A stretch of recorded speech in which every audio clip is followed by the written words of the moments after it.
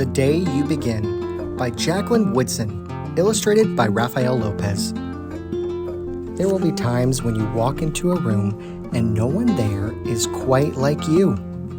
Maybe it will be your skin, your clothes, or the curl of your hair. There will be times when no one understands the way words curl from your mouth, the beautiful language of the country you left behind. My name is Rigoberto. We just moved here from Venezuela. And because they don't understand, the classroom will fill with laughter until the teacher quiets everyone. Rigoberto, from Venezuela, your teacher says so soft and beautifully that your name and homeland sound like flowers blooming the first bright notes of a song. There will be times when the words don't come. Your own voice, once huge, now smaller, when the teacher asks, "What did you do last summer?" Tell the class your story. "We went to France," Shayla says.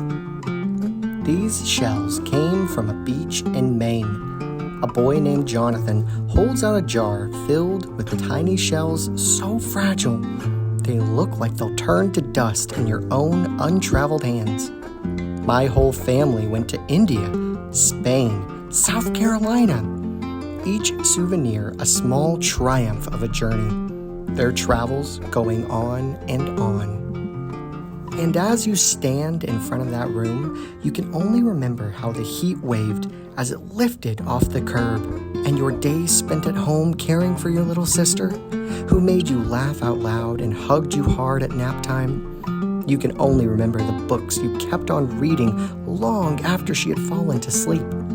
And in that room, where no one is quite like you, you'll look down at your own empty hands and wonder, what good is this when other students were flying and sailing and going somewhere? There will be times when the lunch your mother packed for you is too strange or too unfamiliar for others to love as you do. When even your own friend Nadia will wrinkle her nose and say, "What's in there anyway?" And you'll wonder how she doesn't see the rice beneath the meat and kimchi. You'll wonder why she doesn't remember that rice is the most popular food in the world. There will be times when the climbing bars are too high, the run is too fast and far.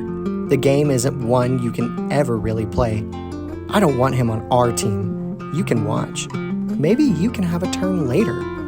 There will be times when the world feels like a place that you're standing all the way outside of.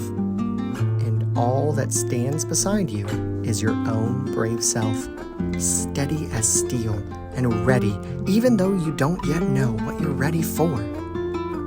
There will be times when you walk into a room and no one there is quite like you until the day you begin to share your stories. My name is Angelina, and I spent my whole summer with my little sister. You tell the class, your voice stronger than it was a minute ago, reading books and telling stories, and even though we were right on our block, it was like we got to go everywhere. Your name is like my sister's, Rigoberto says. Her name is Angelina too. And all at once, in the room where no one else is quite like you, the world opens itself up a little wider to make some space for you. This is the day you begin to find the places inside your laughter and your lunches, your books, your travel, and your stories, where every new friend has something a little like you, and something else so fabulously not quite like you at all. Thank you for listening to today's story. Ready for your class to engage with this story a little more?